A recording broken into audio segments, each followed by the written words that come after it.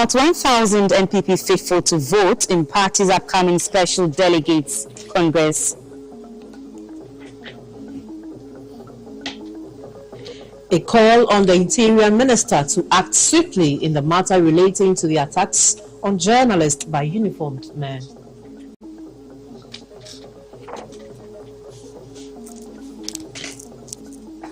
Aisha Wan breaks down in court over what she describes as purported lies.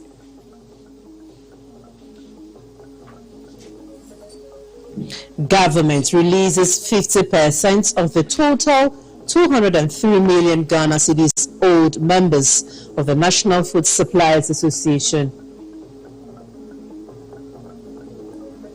Also in this package, 7th nationwide COVID-19 vaccination begins tomorrow.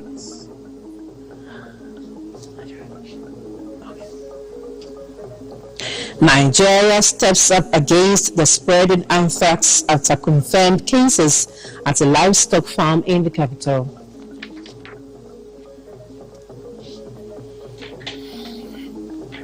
And arresting Putin would be declaration of war against Russia, South Africa president tells ICC.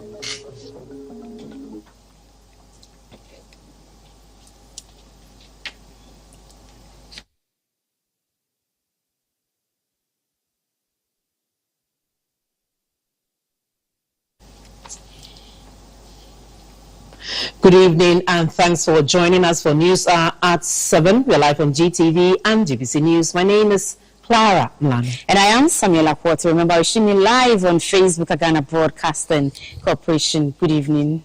Between 900 and 1,000 persons are eligible to vote at the upcoming New Patriotic Party's Special Delegates Congress, scheduled for August 26.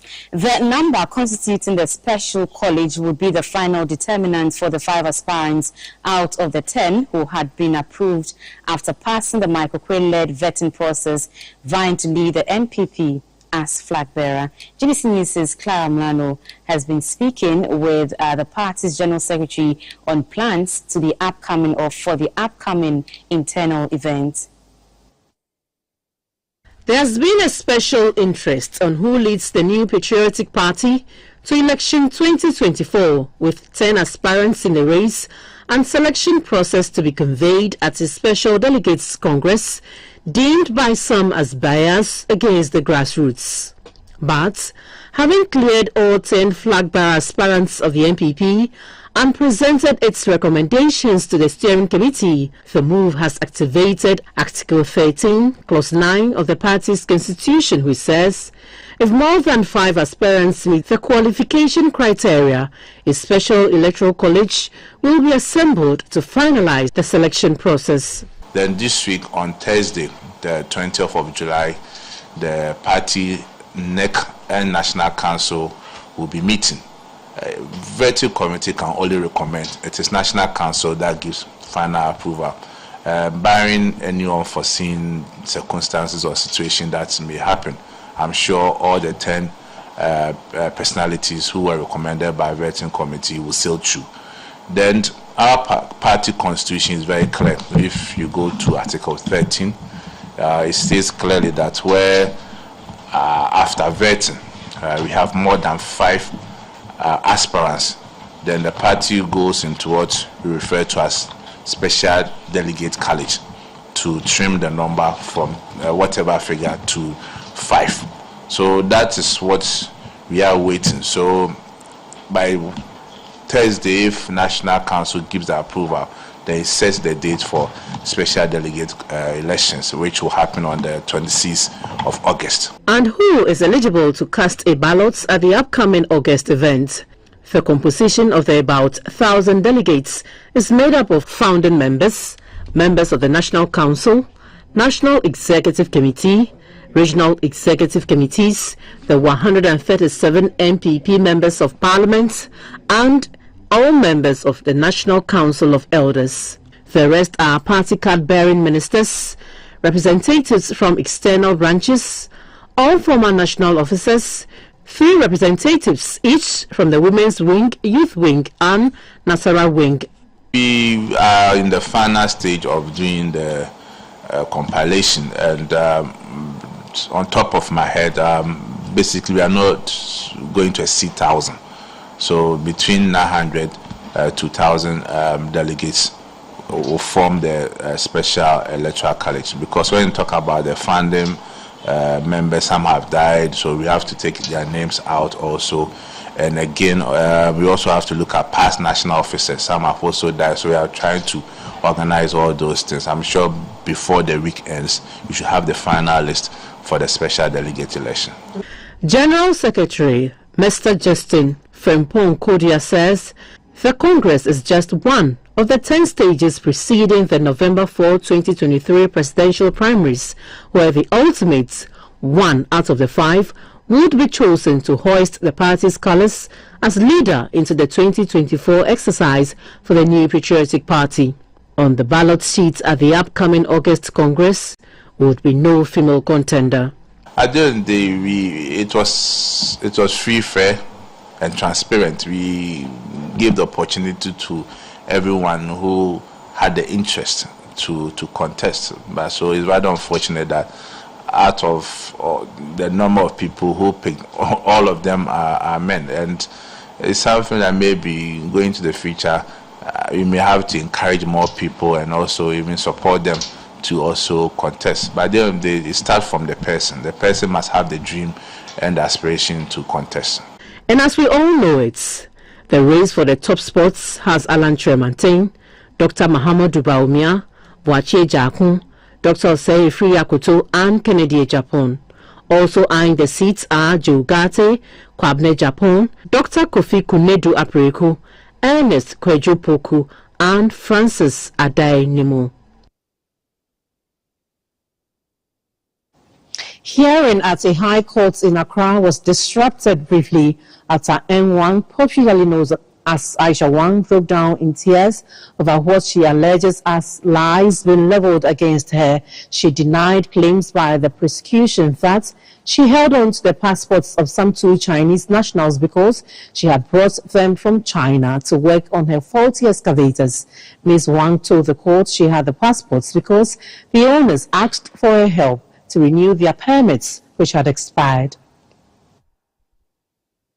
And Huang, amid tears in court, claimed innocence in the ongoing criminal trials against her. It took effort by Justice Lydia Osei and the Chinese interpreter to calm Ms. Huang down. Prosecution led by the Director of Public Prosecution, Ms. Yvonne Obuobisa at Accra, was in the middle of cross-examining on Tuesday afternoon when Ms. Huang, who was seemingly overwhelmed by the evidence of her alleged crimes, broke down in tears, asked why she arranged for 2 of the accused persons to be picked up from the airport to Bepotinting if they were not in the country at her instance. Aisha Wang said that statement was not true because she had no knowledge of their arrival in Ghana because she did not facilitate their travel. Prosecution pointed out to a portion of Ms. Huang's ordinary statement taken on August 30, 2017, where she stated that she engaged the services of one of the Chinese nationals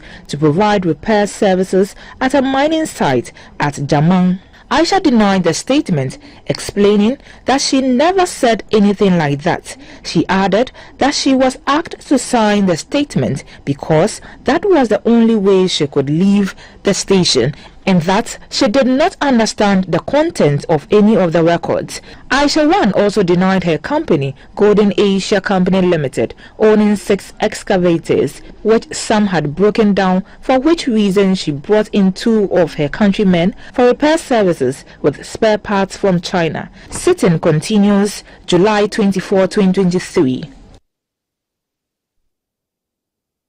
Court 3 Division of the High Court in Accra on Tuesday dismissed an application by the MP for Asin North, Mr. James Chachukwuisen, for the court to stay his criminal trial. His lead counsel, Mr. Chachu Chikata, on Friday, July 14, 2023, prayed the court to stay the criminal proceedings against Mr. Chachukwuisen pending 2 separate applications at the Court of Appeal and the Supreme Court. The court, after refusing the application, continued the cross-examination of first prosecution witness, Mr. Richard Tichi Mensah. higher has been served on her to stay president. So we are comfortable with the ruling of the court. Tomorrow we are supposed to be back, and within 1 hour, Council for Administration is supposed to finish examining PW1. Once we proceed to the Court of Appeal and the Supreme Court, whatever order that comes from those superior courts will do with what she's doing now. We'll undo it. So when it was dismissed, we then plunged into the trial itself. And you realize that today can be described as Black Tuesday for the prosecution's witness. The prosecution's witness was in 6th and 7th. In fact, he swore an oath that his statement was written in English. It turned out that when he was shown his own statement, he spoke in Twi and it was recorded. That goes to the credibility of the witness. That goes to his mindset. So clearly, today, you notice that the prosecution's witness was not helpful to the prosecution at all. And even when he said that he had attached documents to his complaint to the police, one of the documents he said he attached was a statutory declaration of Judge Kwesi. It turned out that there was no attachment of that sort. So clearly, the interpretation is that today the prosecution's own witness statement has been thrown to the dustbin. In Parliament, the Minority Caucus boycotted parliamentary proceedings for the 4th time in a row in support of the Member of Parliament for Asin North, Mr. James Jachikwason. Members of the caucus disclosed their decision to boycott parliamentary business on Mr. Kweson's trial days when he was sworn in on July 4. Their actions have since hindered parliamentary proceedings, with the Speaker, Mr. Alban Bagbin, describing the action as against the standing orders of the House. Members of the public, including some legislators, have also expressed dissatisfaction with the continuous absence of the Minority Caucus from Parliament to show solidarity with their colleague who is facing criminal prosecution.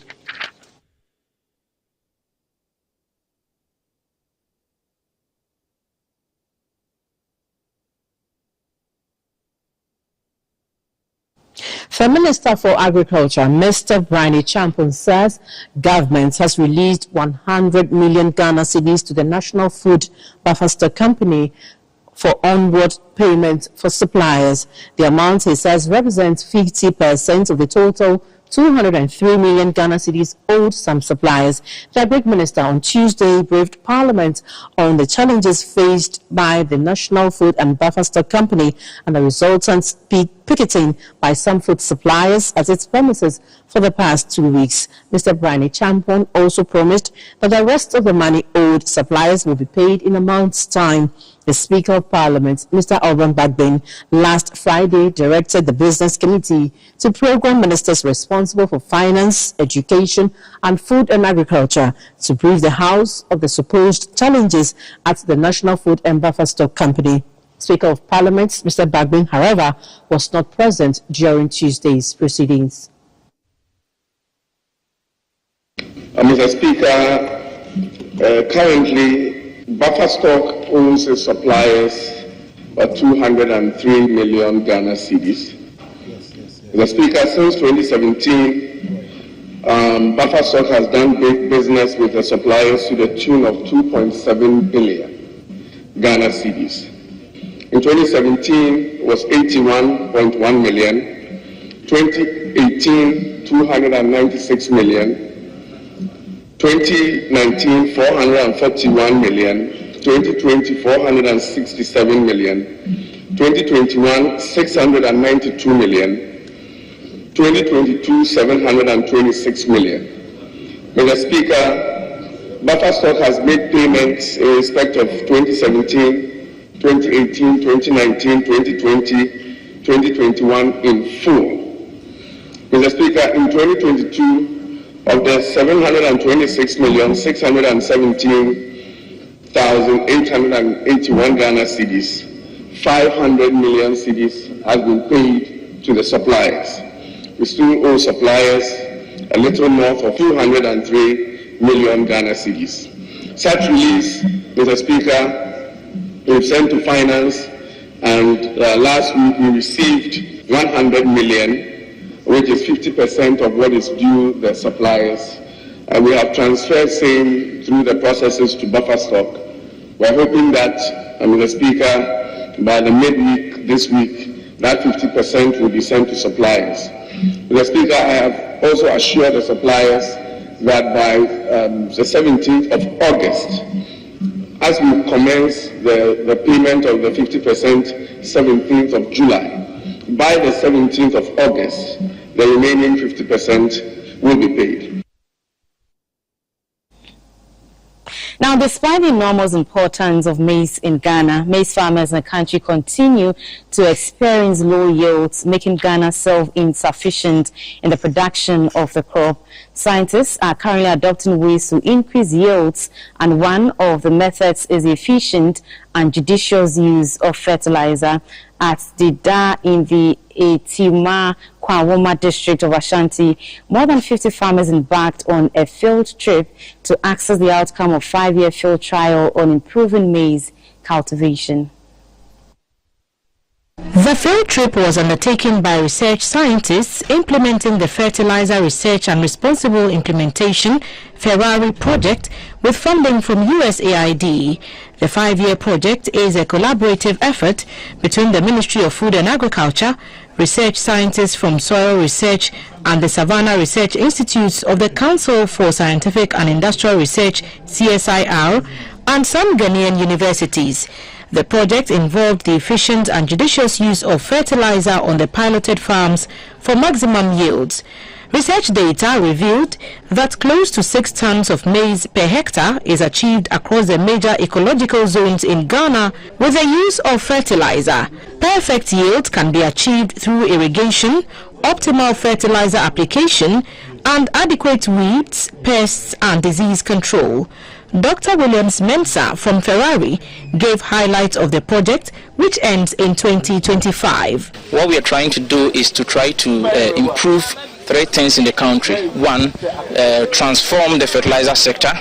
2, improve agricultural sustainability in the country by making sure that the fertilizers that are being applied are applied correctly at the right time and at the right amount, focusing on the 4 R's and also the other issues that will raise productivity.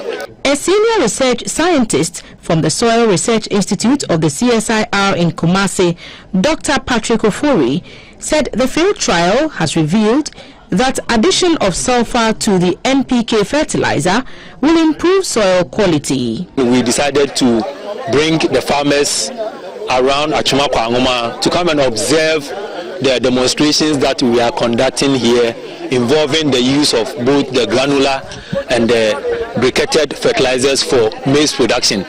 The ultimate aim of this project is to improve the efficiency and the effectiveness of the existing fertilizer blends that we are having now. Some farmers made some observations after applying various categories of fertilizer on their farms.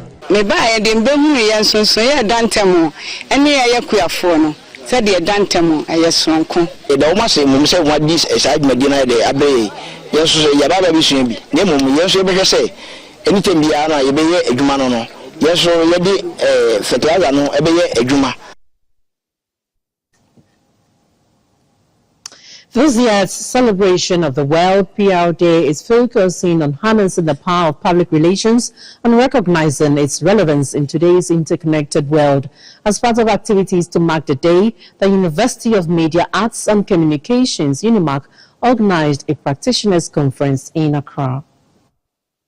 Public relations play a key role in championing causes, shaping public policy, facilitating dialogue and debate, and aiding in economic development. Practitioners believe that while public relations is widely accepted, it is barely understood due to a reductive view of its scope of functions. The day therefore presents the opportunity for the practitioners to unite and stake a claim for the practice. At the second edition of the UNIMAC GIJ Academic Practitioner Conference. As part of the celebration, the Vice Chancellor of the UNIMAC GIJ, Professor Kwame Nakwanza Edu, said public relations practitioners must uphold high standards of professional ethics. We need PR to tell the true story of our major, our mandate as a university, and where we want to go with it.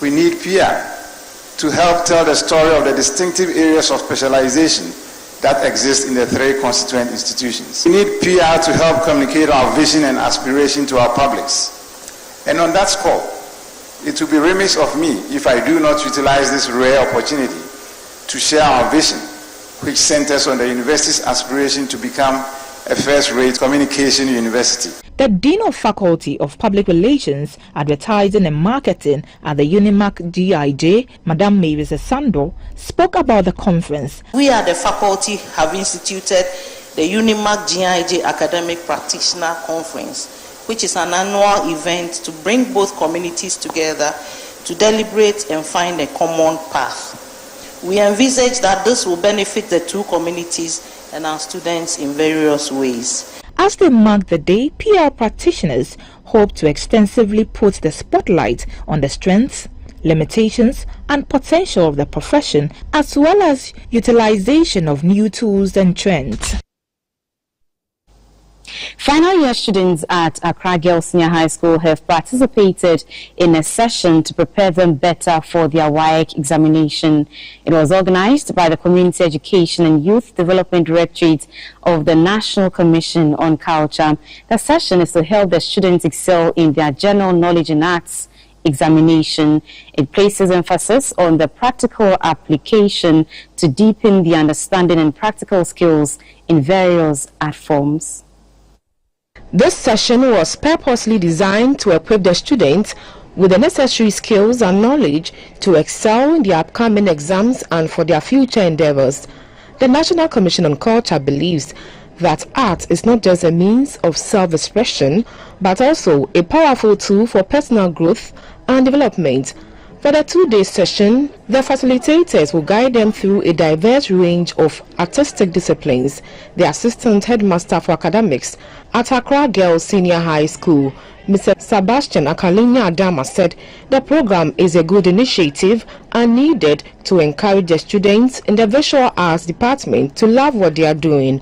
This is an area they think that is a male-dominant area.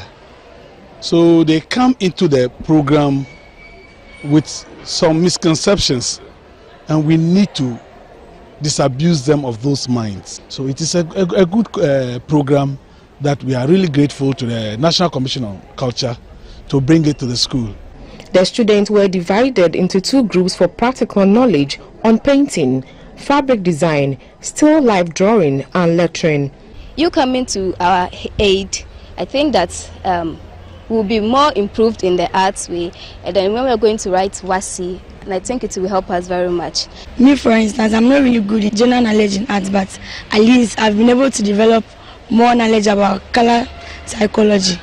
The Director of Community Education and Youth Development Directorate of the National Commission on Culture, CYCC, Dr. Akosi Abdallah, reiterated that the workshop will provide an enabling environment for students' development. And we're trying to replicate the activities of this center in all the 16 regions. So if this is replicated, it will make our job much, much easier. But then for those of you out there who can support these young people, our doors are open. The Commission believes that every child has special talents which must be harnessed. They point at the fact that the classroom alone is not enough to unearth and nurture these talents. In view of this, the CYCC provides training in the performing arts, visual arts and vocational skills.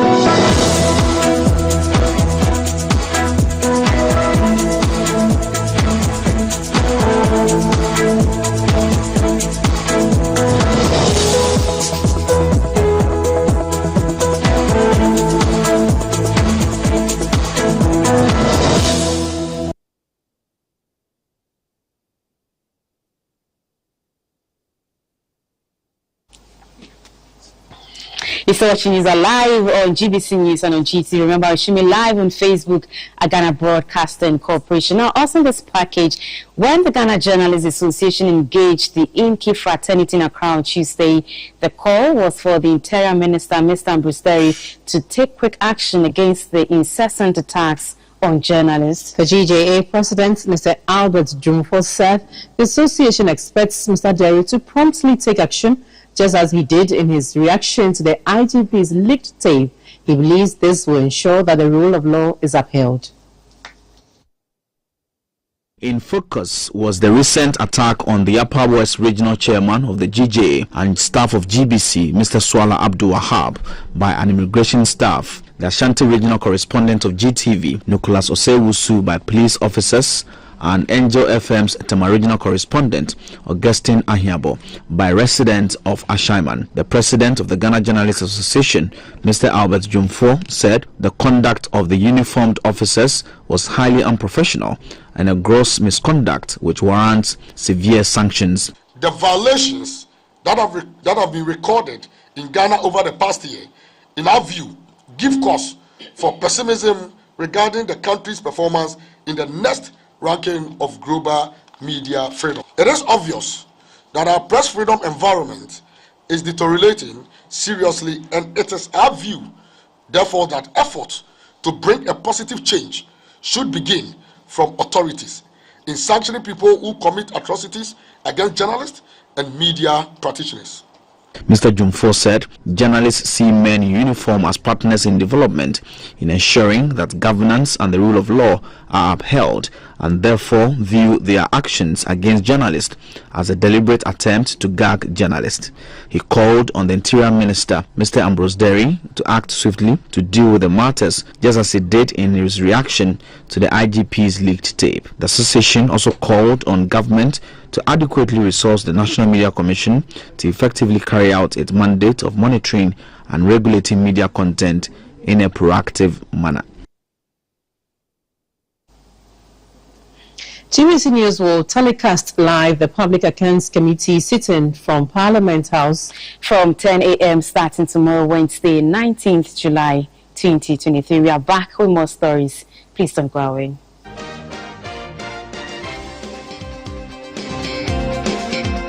Are you tired of struggling with bad financial situations?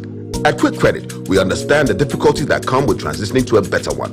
That's why we're here to simplify the process for you. With loan facilities from 1,500 cedis upwards, all you have to do is call and we will take care of the rest. All you need is your national ID. No savings, no collateral, no susu, no deposits, and no account opening required. Quick Credit has you covered. Whether you're expanding a business, starting a new one, facing an emergency like school fees or funeral expenses, or even just in need of a salary loan. What are you waiting for? Call Quick Credit today. 0302 200 390 or 059 692 0833. We do not give loans via the internet. Quick Credit is regulated and licensed by the Bank of Ghana. Terms and conditions apply. Quick Credit. Lending made simple.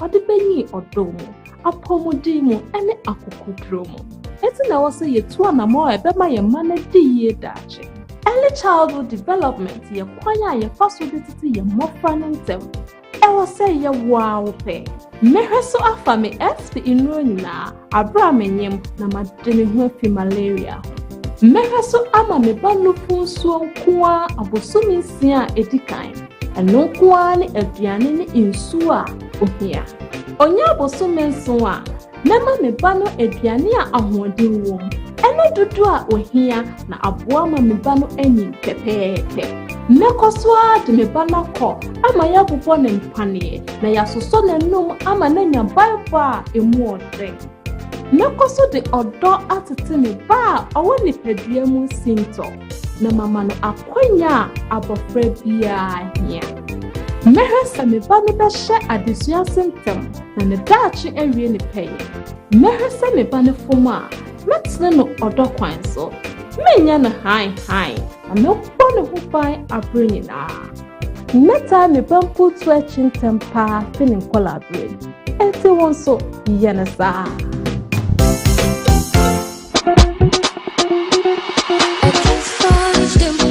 Take me my song, but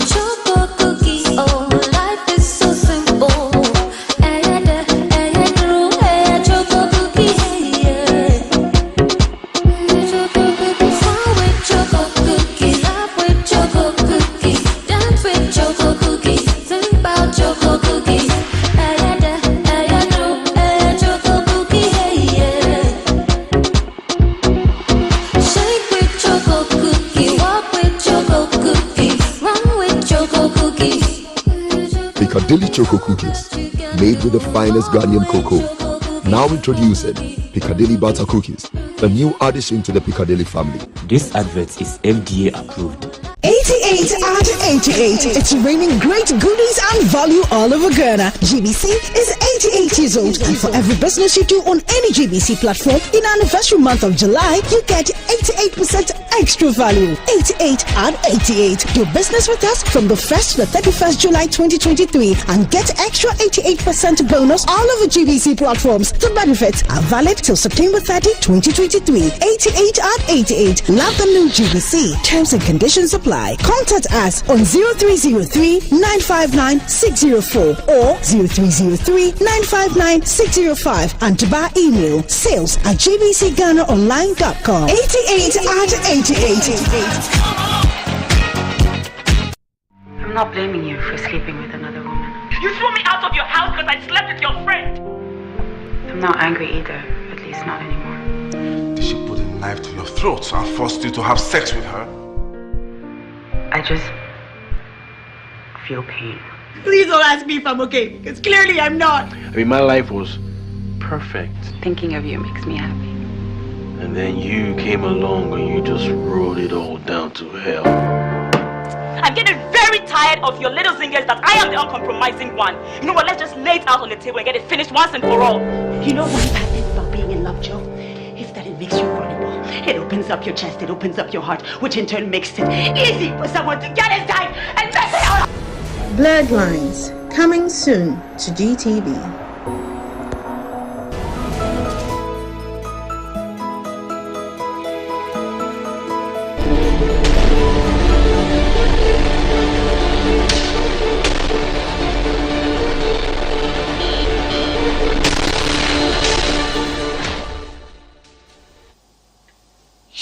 Welcome to Business, brought to you by MTN. Now, women in the maritime sector in West and Central Africa are meeting in Tema to discuss the sustainability of port operations in the face of the current challenges across the sub-region. 60 member countries are participating in the 3-day conference and will be looking at leveraging on technology to improve operations.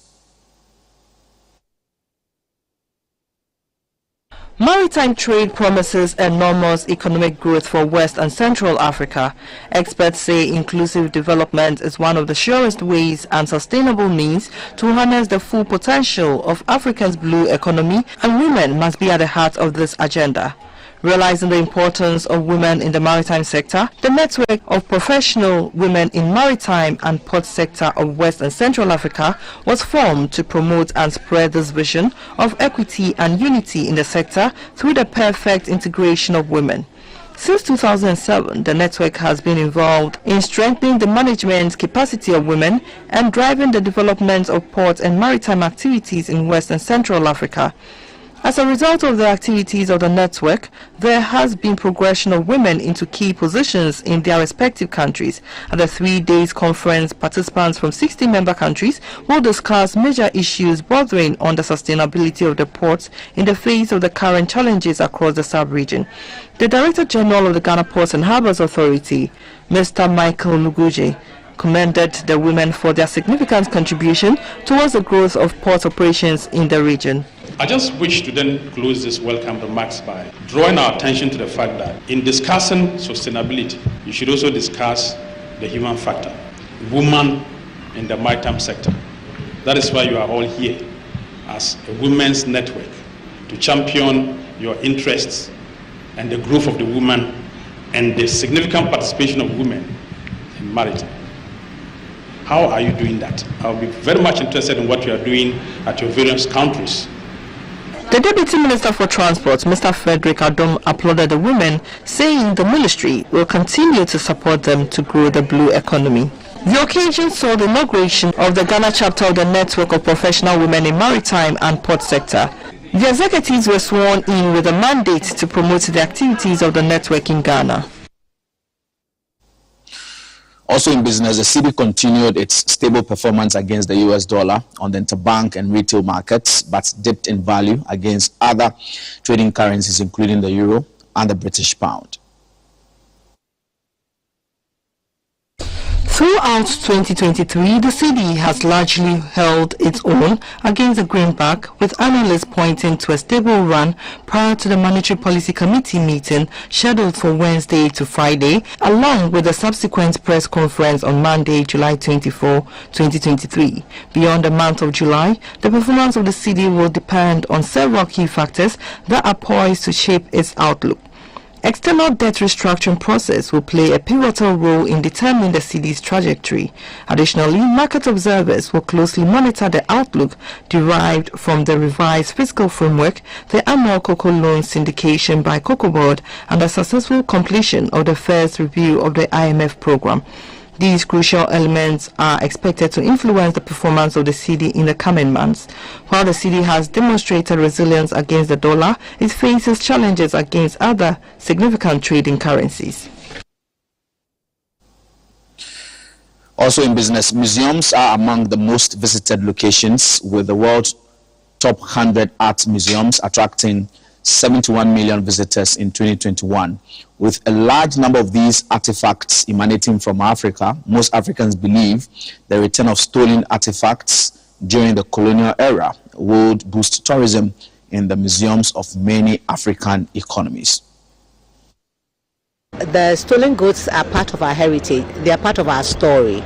And so it's as if there's an amputation that has happened that needs to be restored. Beyond the economic benefit, there's also an emotional and restoration connection with these artifacts. Some know exactly some of the things that have been taken, but it will be difficult for any particular country to list all the things that they have, because these are things that were not taken when we were born, after we were born. They were taken before we were born. Some taken, those who are older know some of the history.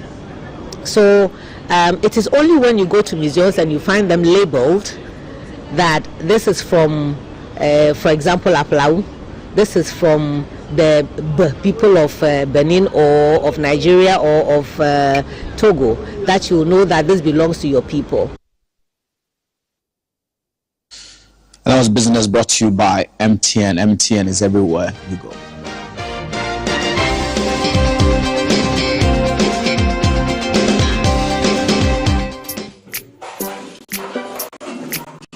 Today's class is going to be an exciting one. Now, who can share an unforgettable moment in their life? Okay, Asempa. I'd like to talk about my first time. It was her natural look, complemented by her favorite green silky apparel that caught my attention. I have to say, she automatically possessed me with her smile, which exposed her beautiful white teeth. That's not all. Her enduring signature perfume could be smelled from afar. Madam, why do you look so surprised? My first time with her was special and irresistible. I'm talking about Cindy Rice. Cindy Rice can be found in selected supermarkets nationwide. Everybody loves Cindy Rice. Cindy Rice, sweet aroma, great taste. This advert is FDA approved. Are you tired of struggling with bad financial situations? At Quick Credit, we understand the difficulties that come with transitioning to a better one. That's why we're here to simplify the process for you. With loan facilities from 1,500 cedis upwards, all you have to do is call, and we will take care of the rest. All you need is your national ID. No savings, no collateral, no susu, no deposits, and no account opening required. Quick Credit has you covered. Whether you're expanding a business, starting a new one, facing an emergency like school fees or funeral expenses, or even just in need of a salary loan. What are you waiting for? Call Quick Credit today. 0302 200 390 or 059 692 0833. We do not give loans via the internet. Quick Credit is regulated and licensed by the Bank of Ghana. Terms and conditions apply. Quick Credit. Lending made simple. 88 at 88. It's raining great goodies and value all over Ghana. GBC is 88 years old, and for every business you do on any GBC platform in anniversary month of July, you get 88% extra value. 88 and 88. Do business with us from the 1st to the 31st July 2023 and get extra 88% bonus all over GBC platforms. The benefits are valid till September 30, 2023. 88 and 88. Love the new GBC. Terms and conditions apply. Contact us on 0303 959 604 or 0303 959 605 and to by email sales@gbcghanaonline.com. 88 and 88.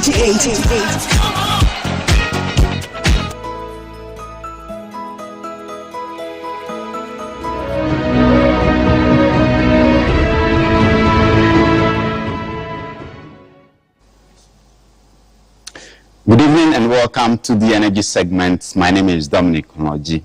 The Chamber of Petroleum Consumers, COPEC Ghana, says government should not nurse any idea of introducing new taxes on petroleum products in the mid-year budget review. The Finance Minister, Ken Ofori-Atta, is expected to present the mid-year budget review to Parliament next week. COPEC says from its sources, the government has plans to impose new taxes on fuel. Executive Secretary of COPEC, Duncan Amwa, lamented the impact of such an action on Ghanaians. It will be very disappointing if government, through the mid-year budget, to, as it were, from what we are hearing, add any new taxes to the existing crippling taxes on petroleum price. When you get into austerity, the expectation is that you would ease down a bit for the people in order that your economy could recover. But this insensitivity of taxes, if that is the tangent that the mid-year budget review is, we can only caution that the Finance Minister refrain from slapping any further taxes on the already challenging high fuel cost in the we do not anticipate. He will think that raking in additional revenue from collecting more taxes on petroleum would heal the economy. Rather, it will collapse a lot of businesses, it will collapse jobs, it would make livelihood unbearable. And we think that the earlier that vision or thinking is shelved, the better it would be for all of us. The Chief Executive Officer of the GNPC Foundation, Dr. Dominic Edua, says claims by some industry players that GNPC Foundation has taken over the responsibilities of MMDAs by funding infrastructure projects are untrue. According to him, the foundation is only complementing the roles of the assemblies by spreading the revenue from the oil resources across the country. Mr. Edua said this when GNPC inaugurated some infrastructure projects for some schools and communities in the central region. GNPC Foundation says the vision is to impact lives across the 16 regions of Ghana by ensuring that every Ghanaian benefits from the revenue from Ghana's oil and gas production. The central region had her share of the oil revenues through projects like classroom blocks, sanitary facilities, astroturfs, boreholes, among others. Since 2018, about 7,300 scholarships have been awarded to students at various levels of education, both local and international. Projects that were due for handing over in the central region include an ultramodern 160-bed capacity girls dormitory at Ejuma Kumando, Phase 1 of 5-room laboratories center and ICT facility at Ejuma Kubisianse. The Vice President of the Central Regional House of Chiefs, Osajefo Kwame Akonu, lauded the GNPC Foundation for the decision to spread oil revenues across the country. The impact is being felt by the citizens, so I will still encourage them to do more, not only in my area, but wherever they need help. Especially, I'm also happy to see them give scholarships to the underprivileged, brilliant but needy students. Look at the number of scholarships they're giving to the students. Look at those who went to Cuba to study medicine and all that. I think GNPC is doing, GNPC Foundation, for that matter GNPC, is doing very well. I applaud them. The Chief Executive Officer of the GNPC Foundation, Dr. Dominic Edua, handed over the facility to the chiefs and people of the area. A non-certified electrician at Kove, a community in the Avenue electoral area in the Akachi North district of the Volta region, has been electrocuted. The deceased, named Gershon, was working on a live electric line on a distribution pole in the town when the incident occurred. The chairman of the Akachi North chapter of the Certified Electrical Wiring Association in Ghana, Mr. Xavier Bejira, narrates the incident to Energy News. Viewer discretion is advised. Around 5 to 6 p.m. I met a certain man. He told me that he heard that somebody had been electrocuted on electric pole. Upon going there, all the man told me is true. We were in the house crying here and there. So I tried to engage, and they told me that the dead body had been deposited in the Akachi Nook. The which we go to police, they remove him. Since I became the chairman over here, this is the first time that this is happening. And my advice is that climbing poles is not our job. If you are a certified electrician, that doesn't give you any mandate, any permission, or authority to be climbing ECG poles. If you want to climb any pole at all, you're supposed to ask from the ECG. If they give you the mandate, they allow you, then you can climb. And meaning that if they have the power, you can work safely over there. Well, that's it for the energy segment. My name is Dominic Onoji.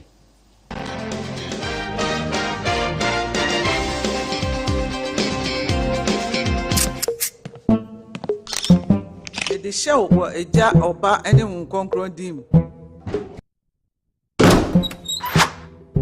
The groom is sick. What? Malaria. Malaria.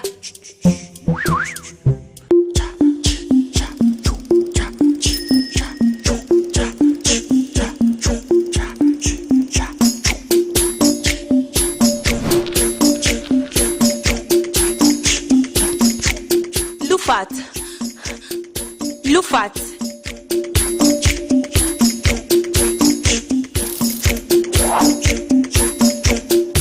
Injija woman malaria and kawon to them. Lufat, a malaria drop a cope. And now you may kiss. Entrance Pharmaceuticals and Research Center. And I Lufat. Lufat, a 2 malaria sententem. FDA ajegede in kratwe at.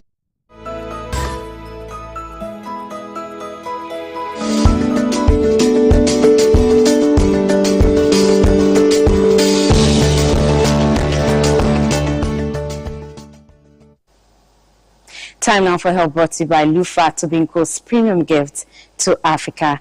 The 7th National COVID-19 Vaccination Campaign starts from tomorrow, Wednesday 19th July to Sunday 23rd July 2023. Of the targeted population eligible for vaccination, only 10 million persons have so far been fully vaccinated, representing 59%. The Ghana Health Service therefore hopes to exhaust the country's 1.1 million doses of vaccines in the stock with this exercise. Hence, it is appealing to the unvaccinated public to take the jabs to protect the general public from the risk of emerging variants. A report by Sarah Fori. Even though the WHO no longer regards COVID-19 as a public health emergency of global concern, it recommends that countries maintain efforts to increase vaccination coverage of its populations. This is because the trajectory of COVID-19 remains unknown. The objective of the 5-day exercise, to begin from Wednesday 19th July to Sunday 23rd July, is to prevent the emergence of new virulent variants of the virus, which in turn puts the entire population at risk. Providing further updates on Ghana's COVID-19 journey, the program's manager of the expanded program on immunization, Dr. Kwame Amponsa Chiano, said Ghana's active cases currently stands at 1, with no critical or severe cases. The last time a death was also recorded was in January this year. However, Ghana is not entirely out of the woods if the targeted population is not vaccinated. With reference to the regional and gender rankings, the regions in the northern Ghana recorded the highest vaccination numbers than those in the south, and females than males. The Director General of the Ghana Health Service, Dr. Patrick Kumar-Boaji, said strategies deployed, including mass vaccination campaigns, have yielded positive results. As of yesterday, as was said, we have one case, one active case. That seems small, but it's small because it's not you. If it is you, it's 100%, isn't it? Okay. Nearly 26 million doses of COVID-19 vaccine have reached almost 14 million persons, out of which 10 million persons are fully vaccinated. And as I said earlier, this represents about 59.4% of the target. While this is commendable achievement, the country is still far from achieving its national target. This means that the whole population still stands at the risk of a likely event of new variants as COVID-19 remains extremely unpredictable. He further appealed to the over 4 million persons eligible for vaccination but are yet to do so to make themselves available for vaccination because of the acclaimed safety and efficacy of the vaccines. Persons 15 years and above, including pregnant women, qualified to be vaccinated. Sarah for GBC News, Accra. And that's all for a health segment brought to you by Lufa Tobinco's premium gift to Africa.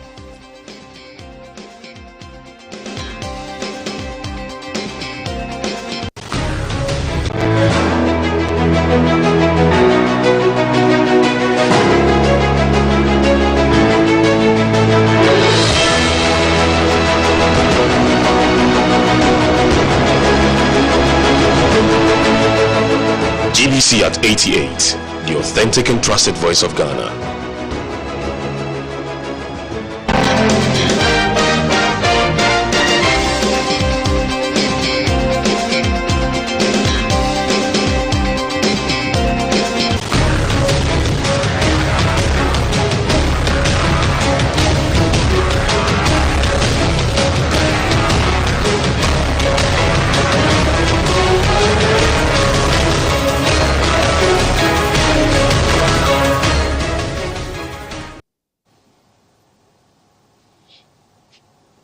Welcome back. Nigeria is gearing up to stop the spread of anthrax after cases were reported at a livestock farm northwest of the capital, Abuja. The outbreak was confirmed by the Agricultural Ministry after symptoms of the disease were discovered at a farm in Gajiri along the Abuja-Kaduna motorway in Niger State. The farm, which has cattle, sheep, goats and poultry, has been placed under quarantine, and 50,000 doses of anthrax vaccine have been sent to the area. The government is encouraging livestock owners, farmers and the public to remain vigilant and report any other suspected cases. It's also urged farmers to avoid slaughtering sick animals, as this could expose people to anthrax spores. Many communities, mostly in northern Nigeria, depend on livestock farming and herding for their livelihoods, supplying meat to the rest of the country. Ghana, on June 1, also recorded an anthrax outbreak in the Upper East region. A ban was imposed on the movement of ruminants by the Upper East Regional Coordinating Council, was subsequently lifted.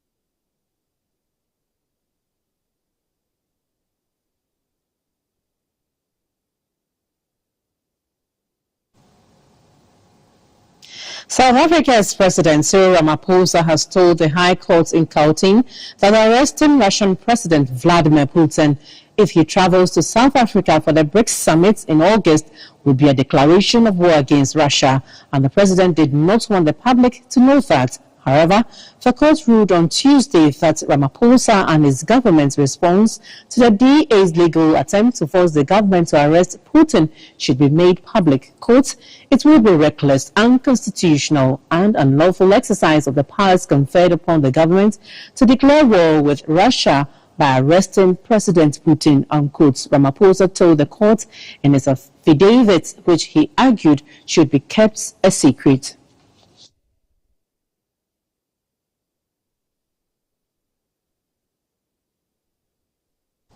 We'll bring you the sports segments shortly.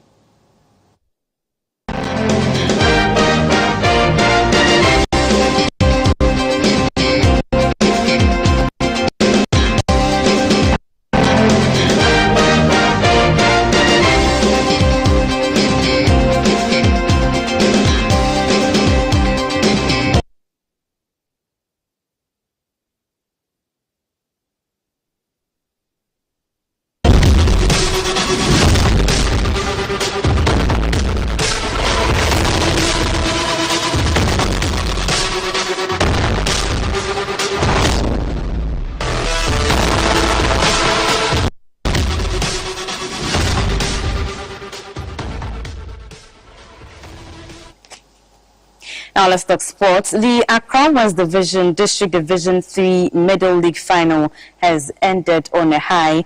Adabraka Elders FC beat Abo Arsenal 4-0 in the final at the Dansoman Kalrindorf Park. The Netball Championship has ended in Accra. The event served as a justifier to select players to form the core of the national team, the Golden Maidens, ahead of the upcoming African Netball Championship in Kampala, Uganda in September and the African Games in March 2024.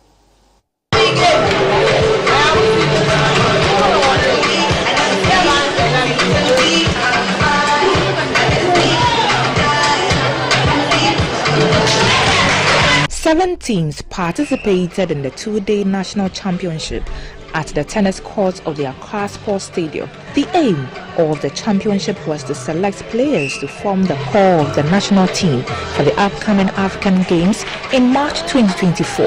The teams, namely Spice Girls, Blazing Hands, Future Stars, Hunters, Generations Netball Academy, Shalom and Gusa, displayed the stuff they were made of.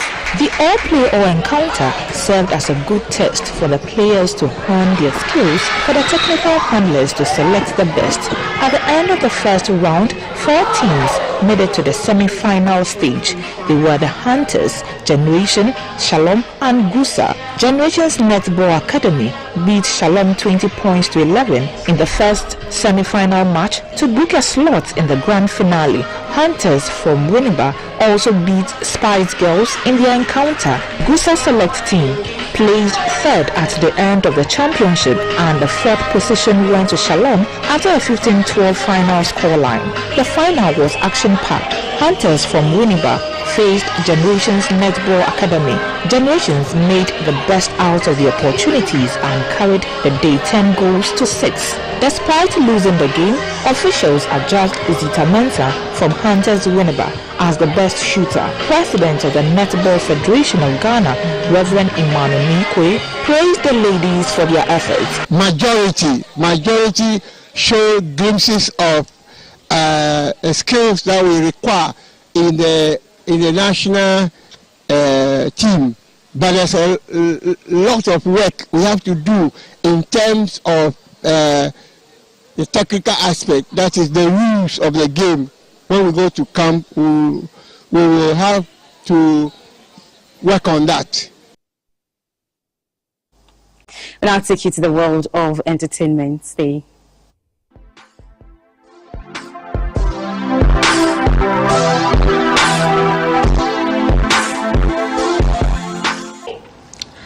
Let me lighten your mood with some arts and entertainment news.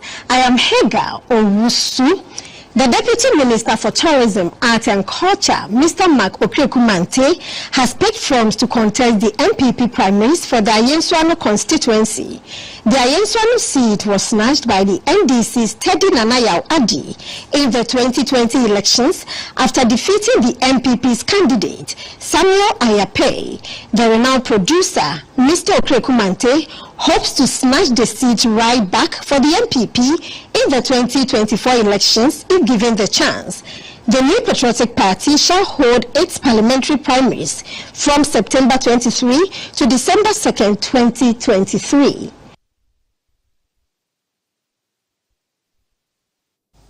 And that's it for News at 7. My name is Samuela Kwasi. And my name is Clara Omladu. Have a good evening. Good evening.